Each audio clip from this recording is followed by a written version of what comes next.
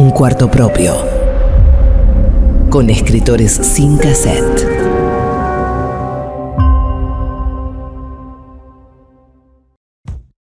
Bienvenidas, bienvenidos a otro programa de Modo Libro, este espacio en el que cada martes nos juntamos a hacer lectura en comunidad y a suspender por un ratito lo urgente para darle lugar a lo importante, que como sabemos es la literatura. Nos pueden seguir en las redes de Futurock, @futurrockok o @futurrocklibros. Y si comentan aquí debajo del video de YouTube, van a estar participando por el sorteo de Hoy Cambiamos de Libro. Nadie, nada, nunca, de el señor, con mayúsculas, Juan José Saer. En un ratito nomás les voy a estar hablando de esta obra que se acaba de reimprimir y además se reimprimieron distintos títulos del autor. Así que vamos a estar hablando de esto. Acuérdense de poner campanita, darnos así como un cariño al algoritmo, así cada vez somos más en esta comunidad lectora. Y hoy tengo la alegría de conversar por primera vez con un autor que admiro mucho y que leo hace mucho tiempo, que vino de España y es el señor Fernando Aramburu. Pues muchas gracias por invitarme a dialogar. Muchas gracias, un placer tenerte en Modo Libro. A mí me gusta mucho pasarla bien, pasándola mal con la literatura. Afortunadamente es en el único campo que esto me sucede. Y después de leer los cuentos de Hombre Caído, quedé con una sensación de perturbación y de fascinación también, porque creas tantos mundos. ¿Cuántos mundos? ¿14 mundos? En este caso, 14 mundos. 14 mundos que son muy identificables. Con todos los cuentos me pasó que no me pude hacer la boba en el sentido de que había una identificación muy próxima con los personajes. Hay vecinos, hay familias.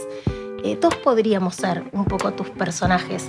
¿Cómo trabajaste esa proximidad? Bueno, yo no puedo prever los efectos de mis textos, que además depende de quienes los lean. Lo que ocurre es que es casi una norma en mi literatura narrativa que la protagonicen pues, seres normales y corrientes. Es decir, yo no cuento historias de grandes héroes, de los hacedores de la historia, como decía Albert Camus, sino de padres y madres, hermanos, en fin, vecinos como los que cualquiera puede encontrar en su cercanía, ¿no? Y entonces esto quizá facilite la posible identidad o identificación con lo que yo cuento, ¿no? Porque además mis historias transcurren prácticamente todas en ámbitos cotidianos, no en lugares exóticos con animales fabulosos, cosa que podría ocurrir en el futuro, pero hasta la fecha no me he sentido interpelado por este tipo de literatura. El segundo de los cuentos, que se llama Tercera Mano, me maravilló mucho cómo está administrada la información, porque al principio sabemos que hay un joven que decidió aislarse en una habitación y a medida que avanza el cuento vamos sabiendo que ese joven fue desfigurado con ácido y a medida que avanza uno va sabiendo las consecuencias de ese ácido. Entonces es como que jugás con, o al menos con la imaginación mía como lectora, de decir, bueno, la deformidad llegó hasta acá, el daño llegó hasta acá y después vas viendo que el daño es cada vez mayor. ¿Cómo es trabajar eso a nivel narrativo? ¿Cómo elegir administrar esa información para crear este efecto? Sí, bueno, no hay ninguna inocencia a la hora de escribir. Y yo tengo en cuenta que estoy escribiendo para otras conciencias. Uh-huh. Entonces entiendo que esas conciencias van a descifrar lo que yo les ofrezco, que es un texto, y que en sus cerebros van a ir componiendo una historia a partir del suscitador que yo les ofrezco. Entonces no es casual que en algunos casos, como en este cuento que acabas de citar, pues dosifique la información, se la vaya descubriendo al posible lector o lectora poco a poco por medio de insinuaciones, de pequeños detalles, e incluso tampoco me parece efectivo o útil o provechoso para un cuento dárselo todo o explicarlo todo. Alguna vez he dicho, y cada vez lo repito más porque estoy plenamente convencido de ello, que según el tipo de texto que yo escriba o me proponga escribir, me calzo una personalidad creativa u otra. De manera como si fuera yo un conjunto de escritores, todos metidos en el mismo defectuoso cuerpo. De manera que, aunque la escritura de cuentos para mí es escritura a ciegas, porque me dejo llevar por el instinto, porque no planifico como en las novelas. En ningún momento pierdo el control de lo que hago, ni pierdo de vista que yo estoy escribiendo para otras personas que inician la lectura sin saber nada. Lo que van sabiendo se lo voy dando yo de una determinada manera, con un determinado orden, tono, etcétera, etcétera. Ese es uno de los cuentos que podría tener, bueno, que tiene un coqueteo con otro registro que no sea el realista. Si bien no llega a ser fantástico, o más bien te lo pregunto, ¿cuál es el límite ahí del pacto con el lector? Bien, es verdad que yo procedo de un tipo de literatura realista, que eso es algo casi contagioso en mi país natal, sí. A pesar de que tuvimos una literatura Ay, no siglo había pensado, es XVI, verdad, España es muy realista en su tradición. pero no lo fue. En el siglo XVI, XVII tenemos textos, yo qué sé, El Diablo Cojuelo, El licenciado Vidriera de Cervantes, o Los sueños de Quevedo, donde lo fantástico, vamos, está en primer plano. Pero por alguna razón que yo no puedo explicar, esto se cortó, se lo llevaron los ingleses y nosotros nos hemos quedado hasta ahora ya no, porque ahora la literatura española se ha diversificado mucho, pero hemos repetido una y otra vez un modelo muy parecido que ha dado buenos frutos, pero que de alguna manera es un poco monótono. Y yo también me he educado en esto y lo he cuestionado en algunas ocasiones. Y en este libro de cuentos hay unas cuantas piezas donde efectivamente meto un piececito ya en el plano de lo fantástico. Es decir, narro historias que fuera de la literatura no son posibles. Uh-huh. Bueno, esto de que fuera de la literatura no son posibles, viste que hay ficciones que te remiten a otras ficciones. A mí este cuento me hizo acordar mucho a una novela de un escritor argentino que se llama Barón Visa, que se llama El desierto y su semilla, que cuenta la historia real de su madre, que la desfiguraron con ácido, su padre la desfiguró con ácido en una mediación de divorcio. Y recordaba, bueno, los efectos que me provocó leer por primera vez una cara desfigurada. En tu caso no hay casi morbo en el relato, y está muy tematizado cómo impacta eso en la familia y cómo es la reacción del hermano de ese chico, sobre todo con el cuerpo, ¿no? En relación a la dificultad de mirarlo como antes, de abrazarlo, de besarlo. Uh-huh. ¿Cómo fue la decisión de contar? O sea, ¿qué contar, qué no contar, qué dejar afuera? Pues no lo recuerdo ahora mismo con precisión, pero no descarto que yo hubiese empezado a escribir ese cuento a partir de un estímulo minúsculo. Uh-huh. Una noticia de periódico, una imagen de película. Es de esos cuentos que de alguna manera se van formando en la cabeza por su cuenta, al margen de la voluntad de quien podría escribirlos, y que no me dejan tranquilo y que, como no los escriba, ya sé que no me van a dejar en paz.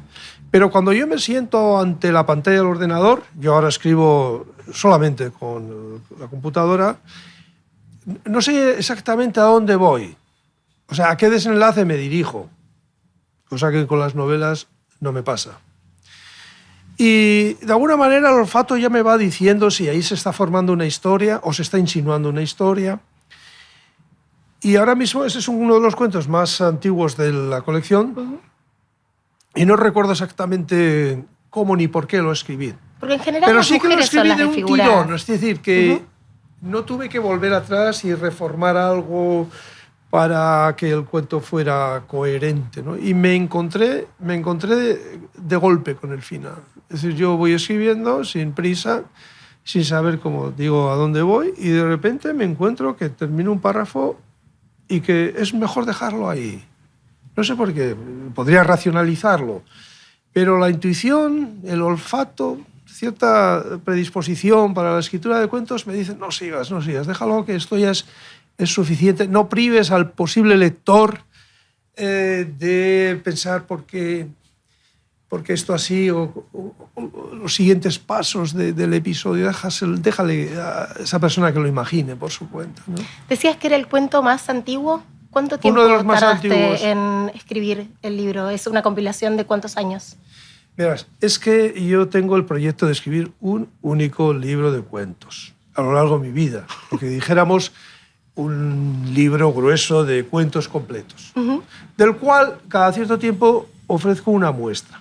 La anterior, A Hombre Caído, se publicó hace 13 años. En ese lapso yo no he dejado de escribir cuentos. En unas temporadas les dedico más atención que en otras. Y se van acumulando las historias, los cuentos, y llega un momento en el que tengo ya suficientes como para hacer una selección. Al libro publicado solamente pasan los menos malos, vamos a decir con la modestia que debería caracterizarme, ¿sí?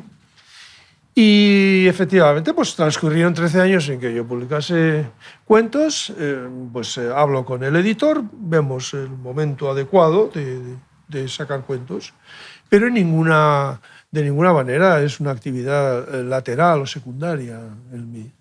Y yo escribo cuentos según 3 ocasiones, vamos a decirlo. Una que es la más sencilla y la que yo adoro porque me facilita la tarea, es cuando me encargan un cuento. No es que ocurra esto a menudo, ni supone que el cuento va a ser malo porque me lo han pedido. Pero digo que me gusta esta manera de acudir al escritorio porque me prefijan... ¿Te viene bien la fecha de entrega? La fecha de entrega, las dimensiones, el tema ya no. Bueno, quizás me pide un cuento para integrarlo en una antología sobre, yo qué sé, sobre el piano, por ejemplo. Entonces hay algún elemento que me prefijan, pero normalmente prefiero decidir yo mis historias, ¿no?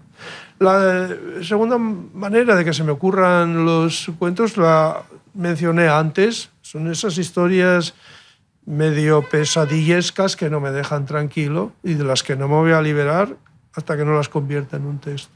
Y por último están las rachas, las épocas en que me dedico a escribir un cuento y después otro, y una historia me lleva a otra, y van saliendo como un racimo de cuentos, ¿sí? Entonces les presto atención, pues yo que sé, unos cuantos meses, y es una escritura para mí especialmente gozosa. Quizá cuando más gozo es cuando escribo cuentos. Pero qué fortuna que compartas tus pesadillas, porque ahora pasan a ser pesadillas colectivas, al menos de quienes te leímos. Fíjate que digo pesadillas no en el sentido de que me incomoden ese tipo de historias porque me cuentan algo que me causa inquietud o miedo, sino por lo tenaces y pesadas que son estas historias, o imágenes revueltas, sueltas, vagas, difusas, que interfieren a menudo negativamente en otro tipo de trabajo que yo estoy haciendo, ¿no? Como que si uno tiene al lado un niño rebelde, ruidoso, que no se está quieto, y hasta que uno no le da su caramelo no nos deja en paz. En este caso, darle el caramelo equivaldría a escribirlo, ¿sí? Pero fíjate que a veces ni siquiera lo corrijo, sino que lo termino, el cuento, y lo dejo ahí en un rincón con la posibilidad de que cuando haga la selección vuelva a él y le vea si tiene posibilidades o no. Un cuento que a mí al menos no me va a dejar en paz y que va a cambiar para siempre la forma en que voy a manejar cuando me subo a un auto. Se llama Dilema. Me gustó particularmente. Haces una cosa que es espectacular. O sea, hay algo que solo puede suceder en la literatura, que es que suspendés un momento del pensamiento de un conductor en donde tiene que tomar una decisión muy rápida que implica o matar a un niño o matar a un viejo. Está en ese dilema. Y todo el cuento se desarrolla en ese segundo de la cabeza del personaje, casi como en The Matrix, cuando suspendía la bala y uno podía ver la trayectoria de la bala. Me vino esa imagen a la cabeza. ¿Cómo fue la génesis de ese cuento? Este cuento se me ocurrió, fíjate, de este me acuerdo perfectamente, se me ocurrió leyendo un informe sobre automóviles inteligentes, es decir, los que se conducen solos, sin necesidad de que haya un manejador al volante, de manera que los viajeros pueden ir dentro conversando, como estamos conversando acá nosotros, o leyendo el periódico, o jugando una partida de ajedrez. Pero estos coches no son perfectos y efectivamente quien escribió el reportaje planteaba un problema moral e incluso legal en el caso de que un automóvil de estas características atropellase a una persona, cosa que puede ocurrir por un fallo informático, porque la persona se precipitó delante del automóvil y la técnica no estuvo a la altura de la situación. Y entonces me puse no en el lugar de quien va en un automóvil que se conduce o se maneja solo, sino como en el cuento, alguien que efectivamente está en una situación en la que tiene que atropellar a alguien inevitablemente, ¿no? Y tiene al niño por un lado y tiene al anciano por otro. Entonces, el tiempo real se detiene. Quizá me inspiró no Matrix, sino un célebre cuento de Ambrose Bierce, el del condenado, que efectivamente un segundo antes de ser condenado sueña que se tira al río y que escapa. Cuento, sí. Efectivamente, entonces todo el cuento transcurre en la cabeza del personaje en 1 o 2 segundos. O sea, tampoco yo saco de mi chistera una paloma que no he metido antes, ¿sí? En todo caso, Ambrose Bierce me imitó con siglo y medio de adelanto. ¿Sí? Y efectivamente, entonces vi claramente que esa historia era muy esquemática, era una simple situación. De ahí que añadiese una historia subterránea o complementaria, a la manera, como decía Ricardo Piglia, que un cuento debe escribir 2 historias, una en la superficie y otra en la subterránea, cosa que está bien, aunque hay otro tipo de cuentos. No podemos reducir todos a la misma receta, ¿no?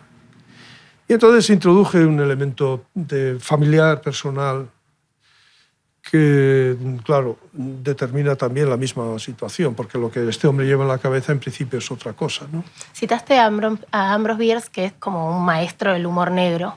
Y en este cuento hay ciertas reflexiones que solo se tolerarían en casi ese registro, como por ejemplo ver las virtudes de matar a un niño en detrimento de matar a un viejo. Por ejemplo, decís, si matas a un viejo, hay alguien que se va a beneficiar seguramente, porque si tiene algún bien va a haber herederos. En cambio, si muere un niño, no hereda a nadie.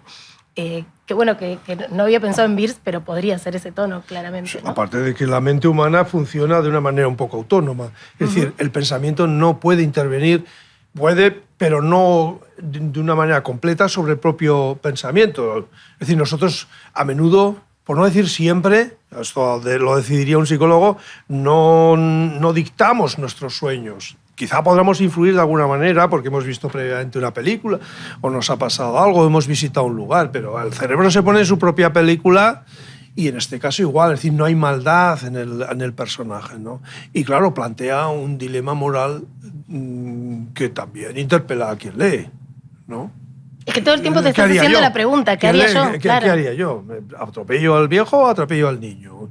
No hay posibilidad, o sea, no hay posibilidad de frenar porque ya es muy tarde, ¿sí? Y además, ¿qué me salva? Porque otras de las disquisiciones es si voy a traer testigos, si el niño es un testigo válido. Sí, el hombre piensa racionalmente en ese medio segundo de que dispone antes del accidente trágico para, efectivamente, tomar una decisión en base a unas reflexiones de tipo racional, frío, procurando hacer el menor daño posible. Hablamos del primero de los cuentos, que se llama Foto de ardillas, que es una manera bien perturbadora de abrir un libro de cuentos. Esta chica que está al cuidado de sus padres, ambos enfermos, y se va cruzando con vecinos en el camino que le preguntan por el estado de salud de sus padres. No sé cuánto estás a favor del spoiler en la literatura. De hecho, he visto comentarios en la prensa acerca de ese cuento en los que se hace un spoiler erróneo. Ah, porque es un final abierto. Hay un dato oculto. Todo el cuento gira en torno a un hecho que no se revela. Y entonces una lectura no muy atenta puede llevar efectivamente a una explicación que no es exacta. Sí sabemos, sin incurrir en spoiler, que después de ella evita juntarse con sus vecinos y dar demasiadas explicaciones, pero cuando llega, bueno, después de haber comprado los remedios en la farmacia, más bien a instancias de la farmacéutica, tira esos remedios. Tira a la basura los fármacos para sus padres. Y ahí uno completa, como quiere. Sí. En cambio, en una primera presentación que se hizo en España, había una señora que parecía un poco turbada por este cuento en concreto y no pudo morderse la lengua y delante del público reveló su interpretación, que era completamente exacta. Exacta no en el sentido de que hay una clave oculta, sino que todo el cuento está escrito en función de ese hecho que esa señora había adivinado. O sea, hay elementos suficientes en un cuento que narra simplemente un paseo de ida y vuelta para sospechar, adivinar qué ha pasado con los padres de esta mujer. Pero bueno, ya en la circunstancia de que ella llame a la policía, ya es bastante aclaratorio, ¿no? Sí. Después de estos 3 cuentos que son bastante fuertes y que hay cuestiones de enfermedad y que hay cuestiones de accidentes, celebré mucho la aparición de Combate, que es como un alivio cómico del libro, que inventaste un deporte. Inventaste un deporte en donde los jugadores se suben al ring con, en vez de guantes, bicicletas. Sí. Es una pelea de bicicletas. Te subís al ring con 2 bicicletas y... Sí, exacto. Y bueno, cuando hicimos el trabajo de edición, acordé con el editor un determinado orden de los cuentos, ¿sí? Y efectivamente es un cuento breve, es el más breve de todos. Es una broma literaria, naturalmente, aunque bueno, tiene su trasfondo también, ¿no? A mí me lo inspiró... Es un cuento de encargo, mira. Uh-huh. Sí, de encargo quiere decir que tengo que idear una historia como sea, porque me la han pedido. Y esto es un estímulo a menudo suficiente para mí, ¿no? Me encanta ver si a mí me dicen escribe, y entonces yo sé que escribo. O sea, yo revistas sé que literarias del mundo, pídanle cuentos a Aramburu. No, o sea, parece también, que... Hombre, también escribo novelas. Pero un cuento se puede despachar en unas cuantas tardes. Me gusta que me aclares que escribís novelas después que sos el autor de Patria, que es un novelón gigante que se ganó todos los premios del mundo, que además yo quería evitar esa presentación, o sea, no quería decir Fernando Aramburu, lo conocen como el autor de Patria, pero bueno, él me aclara, escribe novelas y es el autor de Patria. Ya es tarde, Estamos hablando con la misma persona, se ha develado el misterio. Sí. No, quería decir que puedo contar cómo discurrí este cuento. Como si fuera tuyo. Hay un deporte relativamente nuevo que para mí es fascinante, que jamás me apetecería practicar, que es este de las bofetadas. ¡Ay, tremendo! Sí, la primera vez que lo vi me inspiró gran rechazo. Pero luego, vamos a decir que le fui tomando un poco de gusto al ver que los participantes van voluntariamente allá y que además cumplen una serie de normas. ¿De acuerdo? No se trata de una agresión.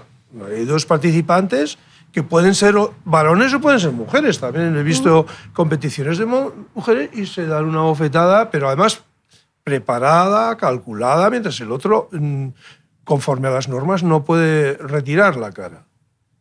Entonces, claro, a diferencia del boxeo, que uno puede evitar la trompada, claro. Vamos a decir que si una persona o un escritor hace 30 años hubiera ideado ese deporte, nos habría parecido absurdo.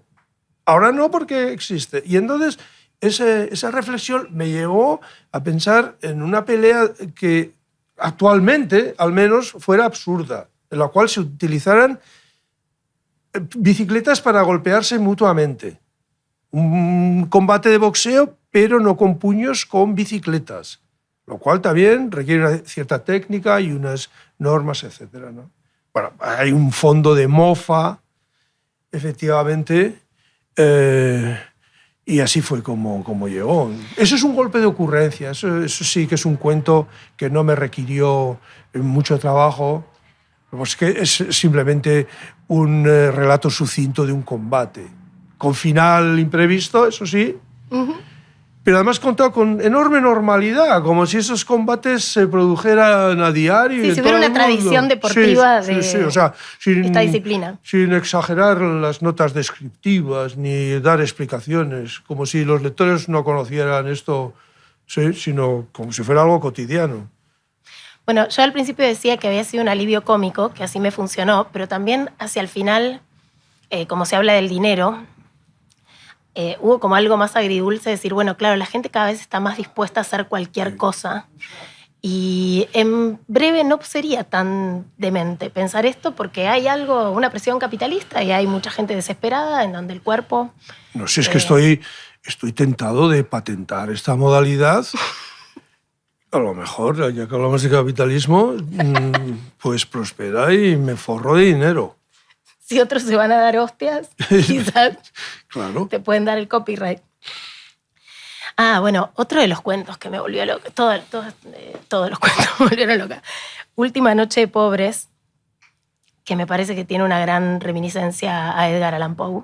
Es posible, sí. Sobre todo en porque su resolución. uno no ha leído en vano a los maestros. Uno no ha leído en vano. sí, al tonel de amontillado, a ese tipo de historias. Uno puede spoilear cosas si hace referencia a otros, ¿no? Sí, además no pasa nada. No pasa nada, sí, claro. Yo creo que un cuento es mucho más que su trama, ¿no? Sobre Por todo cierto, un cuento, mira, yo vivo por en su Alemania resolución. y las reseñas, que es algo que me ponía antes nervioso, ahora ya me da igual. Las reseñas habituales en los periódicos consisten en resumir la trama de las novelas. Hay que embole. Sí, Bueno, necesario para acercar al lector, pero después... pero que te lo cuentan todo. Ajá. Sí. Como las contratapas de Anagrama. Y alguna vez me han reseñado alguna mía y he estado leyendo y es un simple resumen del argumento y estoy a la espera de una valoración de algún tipo, no sé. Y no, se termina con, pues eso, la revelación del argumento. ¿Y por qué crees que pasa eso? No lo sé. Porque además los que procuramos ofrecer no solamente tramas, sino literatura, los que enredamos en los entresijos formales de los textos, pues quedamos un poco como al aire, ¿no? Con este tipo de reseñas, ¿no? Un libro no es solamente la historia que cuenta, sino cómo se cuenta, en qué tono, con qué personalidad lingüística. Sí, el procedimiento narrativo, el estilo. Sí. Hay algo que atraviesa buena parte de los cuentos, que es la vejez. Aparece tematizadas distintas formas de vejez. En Última Noche de Pobres hay un hombre anciano, viudo, que lo cuida una empleada y que se presupone que tiene una fortuna. Pero además hay un ensañamiento muy poderoso con ese cuerpo viejo, que a mí me generó como poderoso rechazo, porque la tortura en un cuerpo de esa edad nunca lo había pensado. Bueno, a veces uno conoce por noticias del diario, ¿no? Que ancianos son torturados para que les roben o mueren en asaltos o ese tipo de cosas. ¿Cómo fue para vos trabajarlo desde este registro literario, esas escenas tan crudas? Voy a hacer una pequeña observación que tiene que ver con la presencia de ancianos en este libro. Es algo no calculado. Lo mismo que la presencia de escenarios alemanes. Es decir, que de una manera impensada se me han metido en este libro. Bueno, no pasa nada, lo he querido así, pero no de una manera calculada, ¿no? Hay un ingrediente de humor también asociado a la crueldad, quizá en este cuento que estamos comentando no tanto, ¿no? Bueno, a veces las cosas no son como aparentan y la fragilidad de este hombre mayor no es tal como luego se ve, sino que este hombre tiene recursos de defensa que los ingenuos agresores no percibieron, ¿no? Y además no es la primera vez que lo hace, casi que no voy a revelar el final, ¿no? Es lo que dijéramos un medio cuento de terror, es decir, es donde alguien domina los artificios de la crueldad y calcula, espera su oportunidad y reacciona ante otros agresores pues, con una astucia que estos no preveían, ¿no? El estilo pues, es bastante seco, como en la mayoría de los cuentos, y todo va hacia un final que dudo mucho que los lectores hubieran vaticinado al comienzo o incluso a mitad del cuento. Hablas del estilo seco, me hace acordar a otro de tus libros, el que publicaste el año pasado, El Niño, que yo lo estuve recomendando mucho en otro programa que tenía, incluso sorteamos ejemplares entre los oyentes. Y vos ahí haces como una suerte de manifiesto, de decir, hay determinadas temáticas en donde yo voy a evitar hacer un uso del lenguaje literario, o sea, voy a tratar de tener un estilo lo más depurado posible, incluso como respeto a eso que se cuenta. Que eso está basado en un hecho real, en una tragedia en donde murieron muchos niños. Sí. ¿Por qué esa decisión? Bueno, aquí hay una decisión doble, pero claro, que es que me has tocado unos hilos internos muy sensibles para mí. Primero hay un proceso natural de depuración que comparto probablemente con muchos escritores que ya han recorrido tramos de creación, que comenzaron pues barrocos, floridos, impacientes, deseosos de demostrar lo bien que escriben, ¿no? Bueno, también he pasado por el sarampión literario, también fui joven y empleaba vocablos que jamás en mi entorno se habían usado, etc. Bueno, creo que esta búsqueda de la admiración de la que ya hablaba Borges es muy propia de la juventud, ¿no? Y con los años, y a medida que uno se va siendo consciente de sus errores y sus excesos, creo que hay una tendencia bastante natural a la depuración, al uso no exhibicionista del idioma. A esto se añade el hecho de que yo vengo de una región donde se emplea un castellano más bien poco barroco, vamos a decir, ¿no? La gente, sobre todo los varones, en líneas generales son parcos de palabras. Es muy artificial contar una historia de paisanos vascos yo sé, como escribiría García Márquez o un escritor que pasó su vida en un ámbito, no sé, cercano a la jungla o en lugares cálidos donde la gente baila y demás, ¿no? La exuberancia le queda grande a los vascos, decís. Yo creo que sí. Bueno, no la he percibido en los más de 25 años en los cuales yo residía ya. Bueno, eso por un lado, que es, bueno, esa depuración es fruto, pues, de, vamos a decirlo de una manera no inmodesta, fruto del aprendizaje o de la madurez literaria. Pero luego un aspecto moral que acabas de mencionar y que es muy importante para mí. Efectivamente, un libro como El Niño requería un respeto a víctimas que hubo realmente. Entonces, yo tengo un escrúpulo moral, creo que es moral, que me acompaña siempre que trato historias de víctimas que existieron realmente y que me obligan a buscar un estilo adecuado y respetuoso con estas personas, más que nada para no incrementar su dolor, su pena. El escrúpulo consiste en realidad esta sensación que tengo de que yo estoy haciendo mi librito y estoy recibiendo mis aplausos a costa del sufrimiento ajeno. Eso me obliga un poco a plantearme el tipo de escritura que voy a utilizar. Entonces, en El Niño, fíjate que sin planteármelo de una manera calculada, hay muy poca adjetivación, ¿no? Es todo como objetivo, preciso, sucinto, para sostener una historia que a menudo transcurre por tramos de una enorme intensidad emocional y que en todo momento corre peligro de caer o vararse hacia lo melodramático, sentimental, lacrimoso, ¿sí? O sea que ahí sí que hay una conciencia del lenguaje. Y por encima de todo esto que digo, en un momento determinado de mi vida me pareció que una historia narrada no consiste solamente en el contenido, en la sucesión de episodios, sino en una voz que narra. Y yo recordaba a personas que tenían mucha gracia contando chistes. Contaba un chiste, todo el mundo se moría de risa alrededor. Otra persona que no tenía esa gracia, ese don, contaba el mismo chiste con las mismas palabras y todos nos quedábamos así como, qué sosos estos, ¿no? Aunque el contenido era el mismo. Por tanto, hay una intervención de tipo musical, el tono, algo que yo decidí llamar de una manera poco o nada filológica, la personalidad del texto. Y a esto yo le presto mucha atención. Yo ofrezco un suscitador. La historia está en la cabeza de la gente, pero intento suscitar la historia con un tono, con una personalidad lingüística determinada que debe ajustarse perfectamente al tipo de historia que voy a transmitir. Entonces, a veces, en Hombre Caído, hay cuentos en los que interviene el humor en momentos donde no es respetuoso ni oportuno que aparezca. Es decir, un humor relacionado con la crueldad o en situaciones donde lo normal sería comportarse con gravedad, con cierto distanciamiento sentimental. Entonces va el Aramburu y suelta ahí o narra un gesto, un episodio que no sería lo esperable.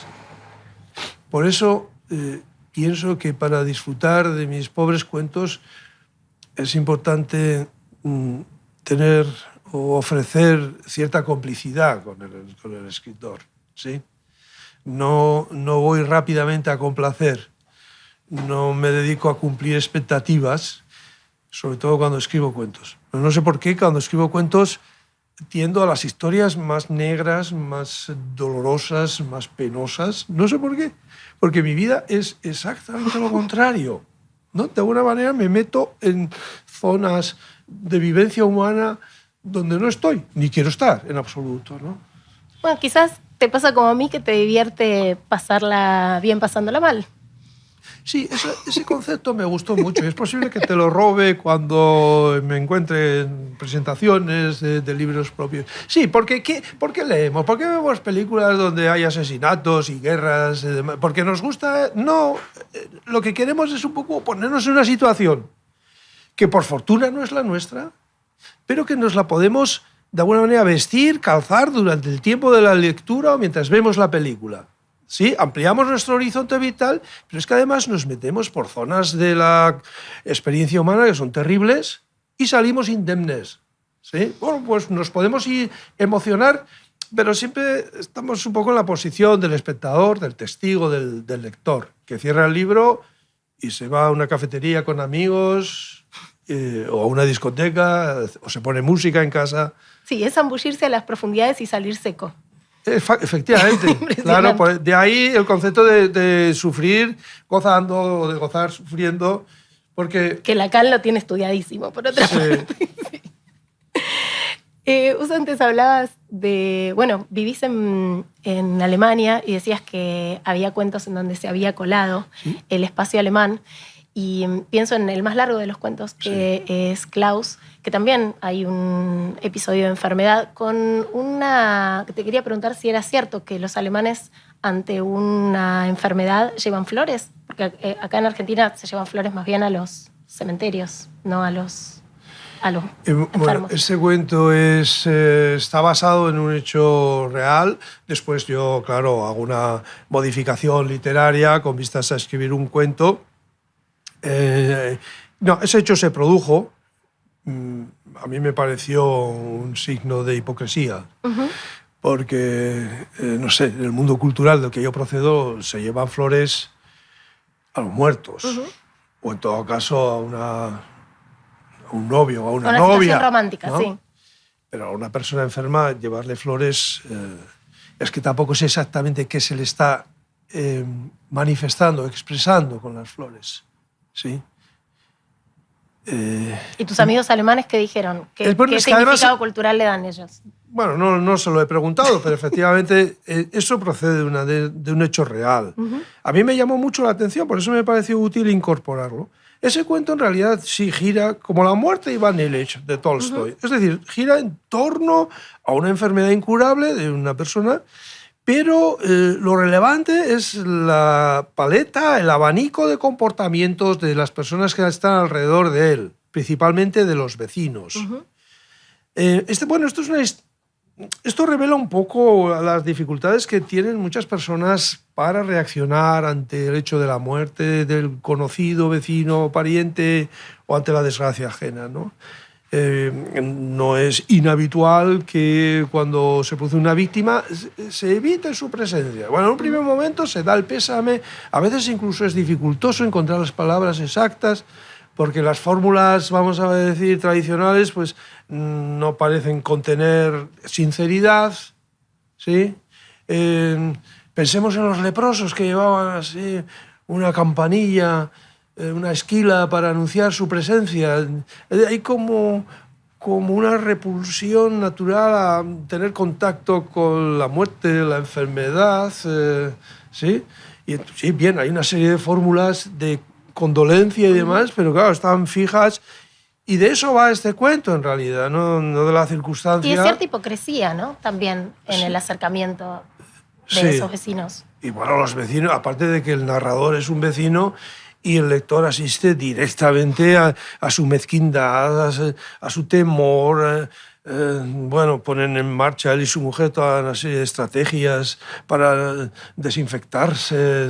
Lo inconfesable, lo que no le dirías a nadie. Sí, efectivamente, que es lo que nos proporciona la literatura, ¿no? Todos estos comportamientos ocultos y que son a menudo miserables, pero miserables sin restricciones, ¿no?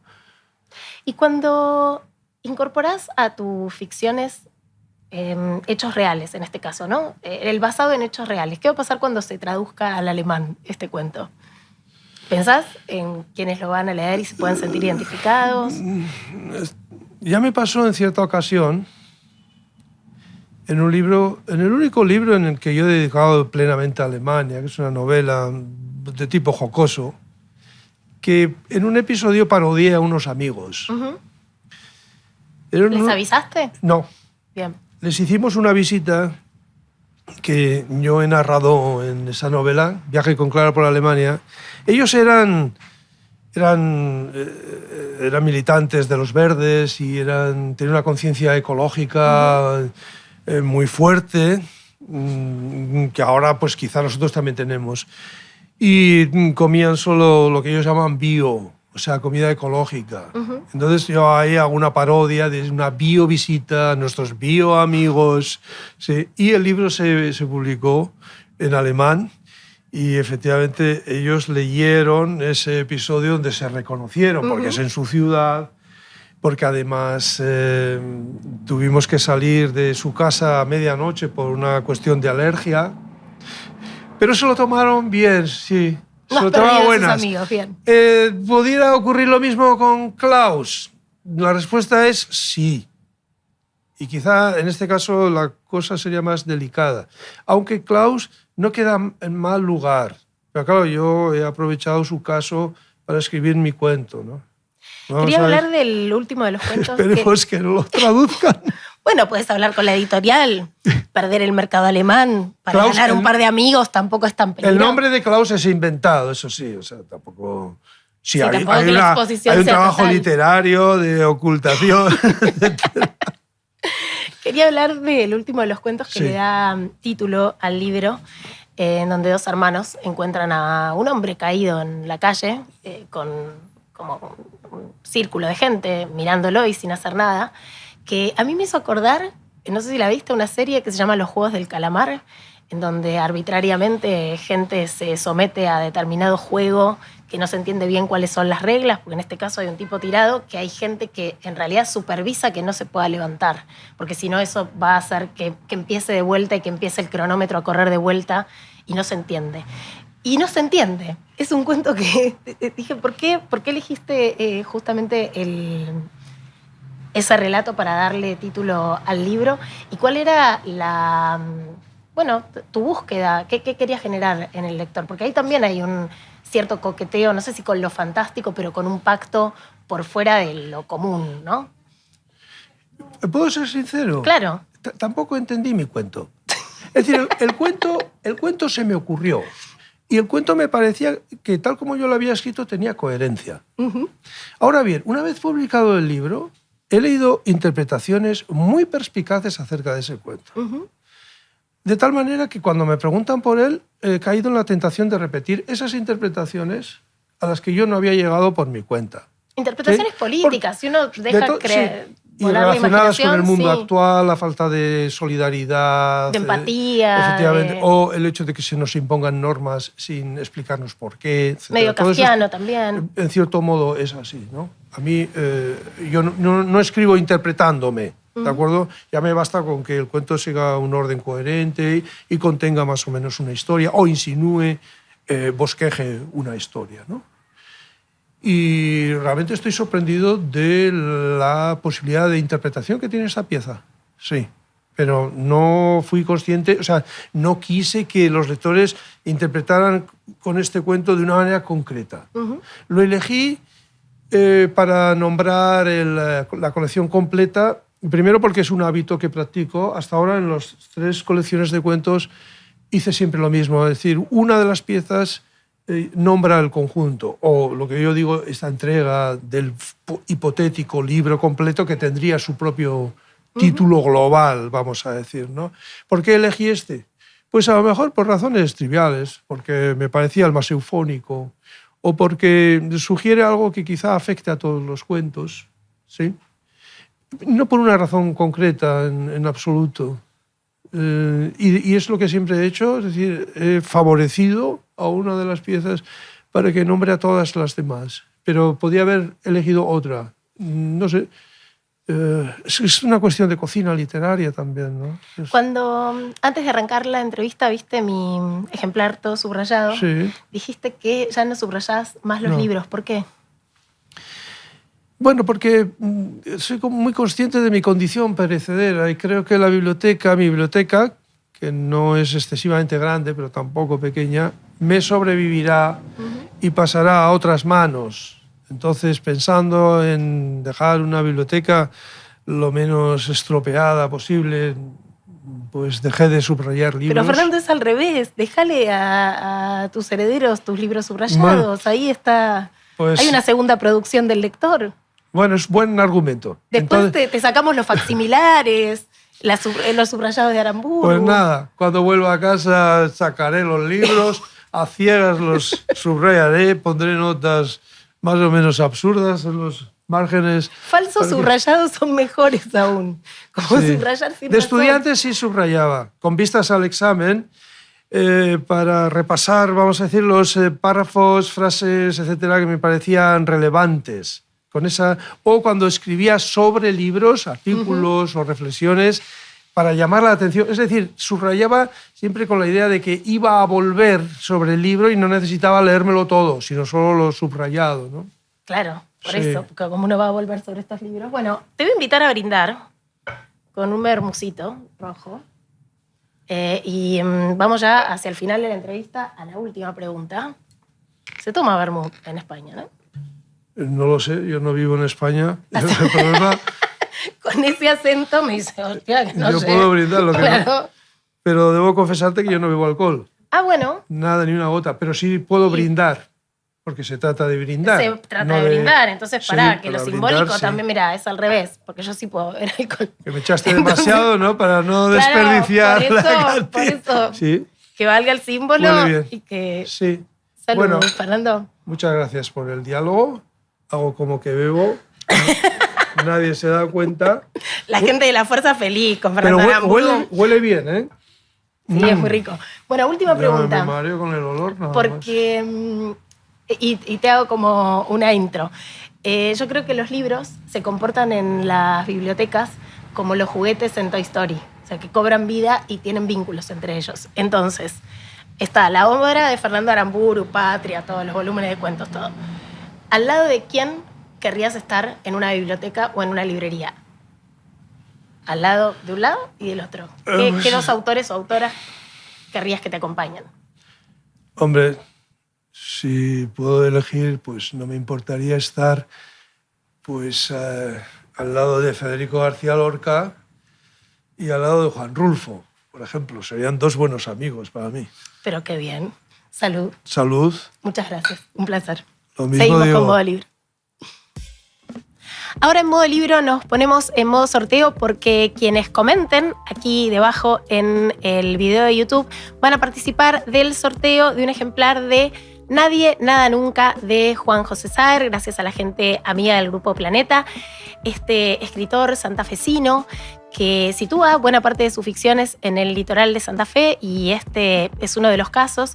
Esta novela arranca con un enigma porque no se sabe quién está matando caballos en el campo, están apareciendo en distintas zonas caballos muertos y bueno, los paisanos empiezan a organizarse para hacer guardias en torno a los pingos propios, ¿no? Para que esto no pase.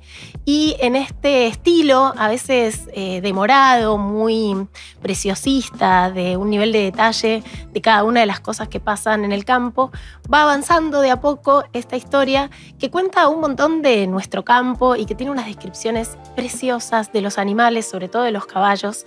Les voy a leer una de ellas. Dice así: el bayo, a quien no sepa, es un pelaje dentro de los equinos. Estoy en el interior de un círculo que emana, más cálido, continuo, del bayo amarillo. Durante medio minuto o más no nos movemos, y ahora oscilo, aproximándome, con los brazos abiertos, flexionados, los dedos separados, buscando el modo, la manera, mientras el bayo comienza a sacudirse, inquieto, hasta que por fin, ahora salto y me cuelgo de su cuello, tirando hacia abajo, sintiendo el cuerpo del caballo que se sacude, las patas que repican contra el suelo de tierra, 2 o 3 relinchos débiles, que se elevan por encima del zumbido de los mosquitos y del estridor de las cigarras. Luchamos por un momento, en equilibrio, mi cuerpo entero, colgado del cuello, tirando hacia abajo, los músculos del vallo, en tensión extrema, esforzándose hacia arriba. El pelo húmedo, caliente, se pega a mi mejilla y puedo sentir no únicamente su respiración, sino también su aliento. Ahora, jadeando, tosiendo, abandonando el gran cuerpo amarillento que todavía se mueve, inquieto y sin comprender, salto hacia atrás. Esta es apenas una muestra de cómo escribe el genio de Juan José Saer, que si comentan acá abajo y dicen no puedo creer que se haya reeditado Nadie Nada Nunca con esta tapa tan preciosa y todavía olorcito a nuevo, están a tiempo, comenten, digan no puedo vivir sin este libro, qué genialidad, me encanta modo libro. A propósito de lo cual, activen ahí la campanita del amor para que se mueva el algoritmo y además, si no están tan pendientes, les a acordar que cada martes nos vamos a encontrar aquí por el canal de Futurock a hacer juntos y juntas esta lectura en comunidad. Ahora llegamos al momento en que le damos la bienvenida a las nuevas palabras admitidas por el Diccionario de la Real Academia Española y aquellas que les damos la despedida porque entraron en desuso. Vamos a despedir a K+15. No quiero que se vaya, me gusta K+15 de repente. Es un adjetivo que calificaba a una persona entrometida. Pero no seas K+15, ¿querés? Sería una suerte de metiche. Bueno, K+15, no sabemos su etimología, pero anticipa ser graciosa. Y ya no pertenece más a lo que está admitido por la RAE. Y le damos la bienvenida, esto es una injusticia a un nivel 1000, o sea que recién ahora le demos la bienvenida a bluesero, perteneciente o relativo al blues, quien compone o interpreta blues o es seguidor del blues. Yo no entiendo cómo llegamos hasta ahora después de B.B. King, Clapton, Papos Blues, o sea, no existía el bluesero hasta ahora. Como diría Papo, buscate un trabajo honesto, RAE. O sea, era hora de que esté esta palabra en nuestro diccionario. Así que bienvenida, bluesero, bluesera de mis corazones. Y ahora sí, llegamos al final del programa. Quiero agradecerles a las chicas de Hola Gitana por esta remeruli. Gracias por la pilcha. Y por supuesto se pueden dar una vuelta por acá, por la librería de Futurock, que queda en Medrano 707. Ahí pueden hablar con Julia, con Flavia, pispear un poco por las bateas y ver la curaduría exquisita que tienen de distintas editoriales, no solo del sello de Futurock. Y bueno, vienen nuestro yarau a la gente que está detrás de cámara. Producción, Carolina Salvini y Paulina Cosi. En cámara, Antu Martín. En operación de audio, Orlando Gambini. En coordinación audiovisual, Martina Bayur. En coordinación general, Lucia Suez. En ediciones Futurock, Leila Gamba. Quien les habla, Eugenia Sicabo. Nosotros nos volvemos a ver acá el próximo martes en Modo Libro.